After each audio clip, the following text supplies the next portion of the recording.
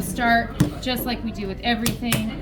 Center your clay, cone it, make sure it's nice and centered, and then we're going to make a really tall, even walled cylinder, right?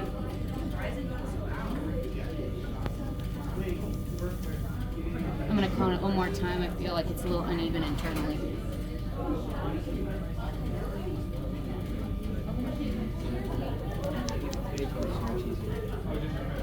Okay.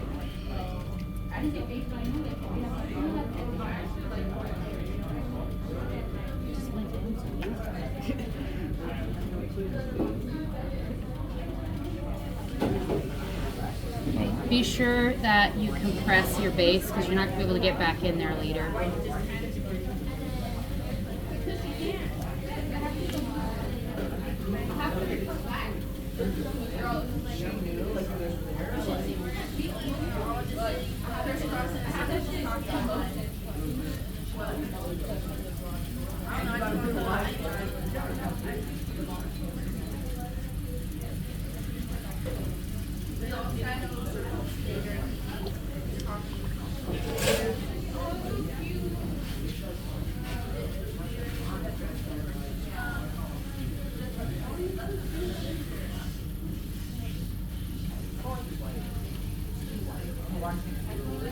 Okay, so we have a relatively even wall, semi-tall cylinder, right? I'm gonna just check my walls, make sure it's even.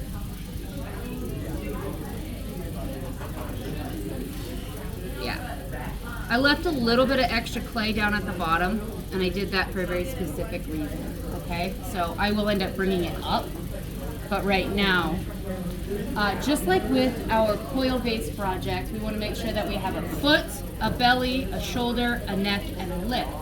So when we're throwing one, we're going to first establish where our neck and lip are going to be.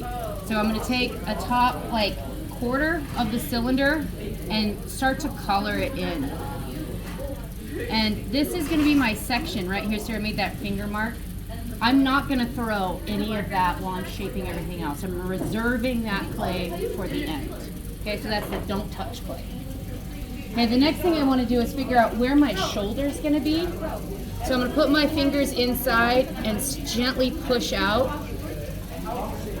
Okay, so now I have established, I want my shoulder here, and it's going to come up and connect to my neck. Okay, then I can go down, and that clay that I left down there, I'm going to add a little bit of pressure, and I'm going to throw it up, and I'm going to start navigating outward. And as I push out, I'm slowly depositing that clay out, so that way it becomes a belly. I'm going to pause up here where the shoulder is, lean back, and check your work. Do you like it? Do you hate it? What else do you need to do to change it? I like my foot to be a little bit narrower, and I want my base to be a little bit taller. So I'm going to pull some more. And I still have plenty of clay down there on reserve, so I can get the shapes that I want. The wider out you go, the shorter your piece is going to be. It's going to start dropping in height when you start gaining width. Okay, and I'm going to pause here. You notice how my interior hand has distorted where the neck is going to be? That's okay. I still have that general idea. Okay, I'm going to go ahead and remove the water from the inside.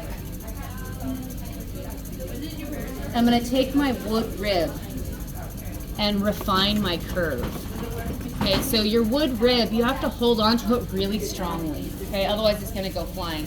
So I like to grip it inside my palm like this, clutch it with my fingers in the hole, and then I backstop it with my other fingers. So now it doesn't move as much, it's pretty rigid, and I can easily manipulate the curves.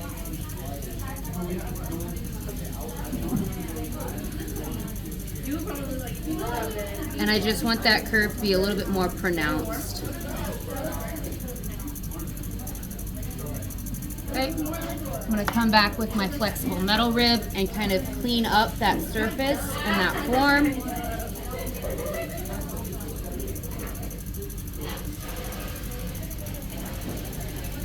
And now I can work the neck. My interior is completely dry because I sponged it out and then I ribbed it, removing all the excess split. The drier your piece is, the stronger it is and the more you can do with it. Okay, I'm gonna just hydrate my hands and set them on the top. I'm not adding water to the top. I'm gonna add water to my hands just so I hydrate this area. I wanna try my best to keep the bottom section as dry as possible. I'm gonna start collaring where I want the neck to begin and then go straight up. Now I can come in and throw. I'm gonna push in and draw up the neck.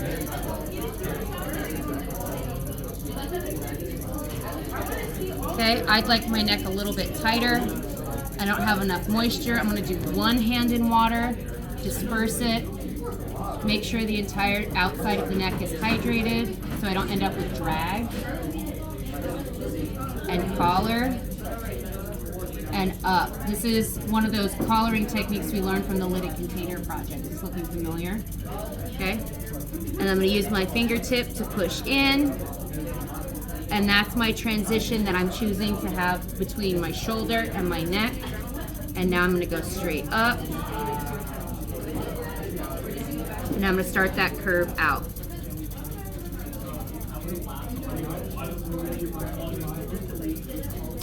With a really clean sponge, squeeze it out so it's dry. Remove any slip that's excess left on your piece. Clean up your rim. Okay, and then I'm going to use the flexible metal rib to refine that neck flare. So on your rib, there's lots of curves here. Instead of using it just flat and getting only one curve, try tilting it and you can get a variety of curves. Oh, you know they have meat at McDonald's?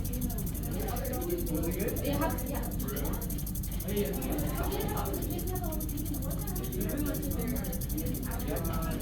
Okay. And your vase doesn't have to be this form. Okay, you can do double bellied, you can do narrow, you can do wide. I have to see that you have a foot, a belly, a shoulder, a neck, and a lip. Okay, so I'm just gonna finish ribbing my piece. This ribbing is really important because that's what's gonna make your glaze sit nicely. Okay.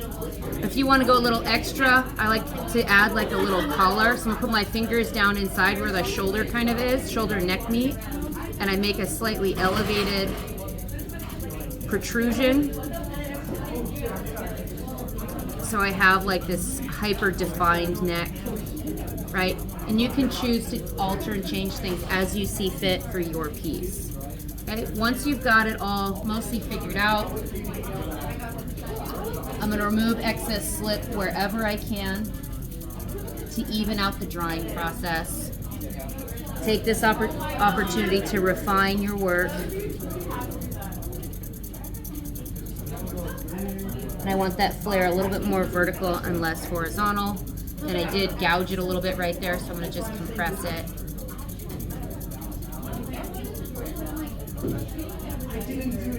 Until it disappears. Refining my form so I get the shape that I want, and then I'm going to do my pre-trimming. The pre-trimming to me is one of the most satisfying because that's when your vase form is finally revealed. So you want to follow the curvature of your vase, but be careful not to follow it too aggressively until it becomes a point. Okay, it does have to sit down and it does have to have a healthy foot. If you follow the curve of your vase too much, you're going to end up with this super pointy piece that won't stand up. Okay, so I'm going to let it ride along the edge and then slowly go down, following the curve of the piece.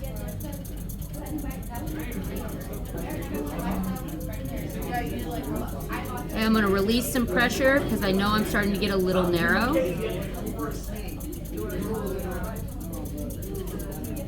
Slow and steady, guys.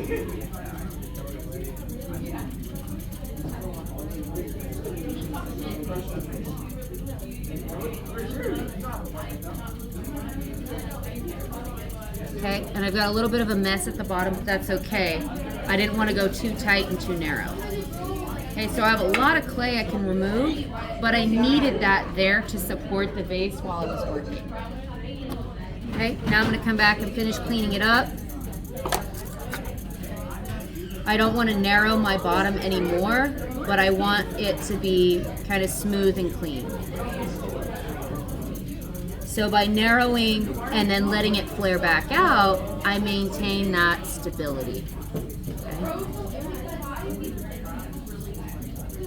Okay, and this is just a basic vase body form. Okay, maybe a little bit more here. Okay, and then you wire it off. We let it leather up. We're gonna flip it over onto a chuck and we'll trim the foot. Okay, so you guys haven't experienced a chuck yet, but you will. That's basically it. Yours can have two bellies. It can be a longer, narrower piece. It can be wider, more bulbous. You get to choose the profile that you want. I'm looking for a clear foot, a clear belly, a clear shoulder, a clear neck, and a clear lip. Those are the components I have to see using 3 hands. Easy peasy, lemon squeezy.